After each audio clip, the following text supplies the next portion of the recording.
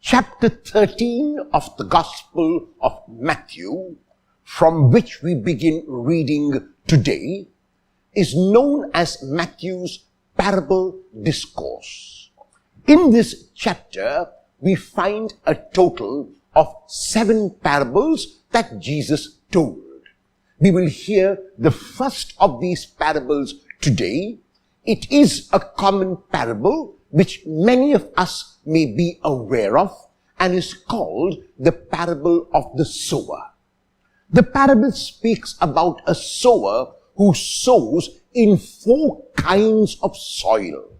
He sows along the path and the birds come and eat up that grain. He sows along rocky ground, and the rocky ground, having no depth, cannot maintain that seed. He sows among thorns, and the thorns grow up and choke the seed.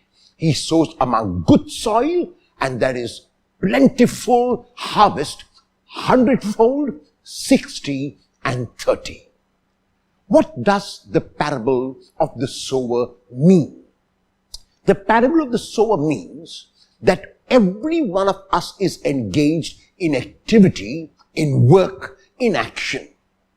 It is very likely that 75% of our action, like in the case of the sower, the seed sown along the path, the seed sown on rocky ground, the seed sown on thorns, is lost. It is only that 25%, that 1/4, that is sown on good soil. But the yield of that 1/4 is 100-fold, 60-fold, and 30-fold.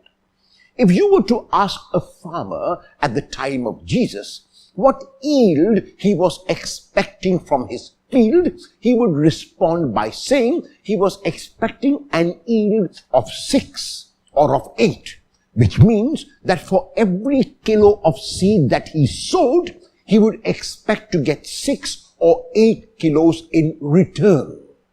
Jesus starts in Matthew with 100-fold, moves on to 60 and 30, and someone who heard Jesus would say, this is absurd, because these figures are unheard of.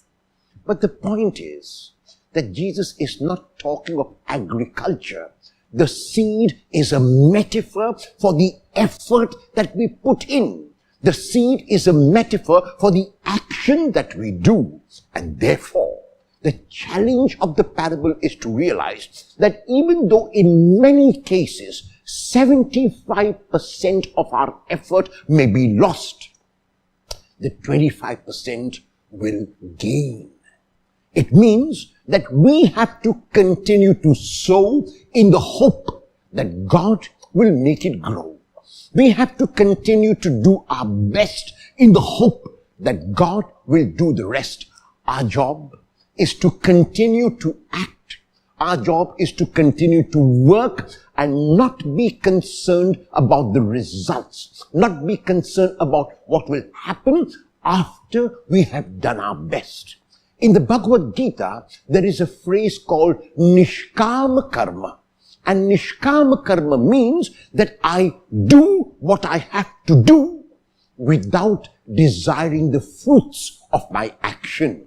It means that I act in the present without being obsessed with the future. It means that I do my best today and not worry about what will happen tomorrow. Will I, in imitation of Jesus, do what I have to do to the best of my ability and leave the rest to God?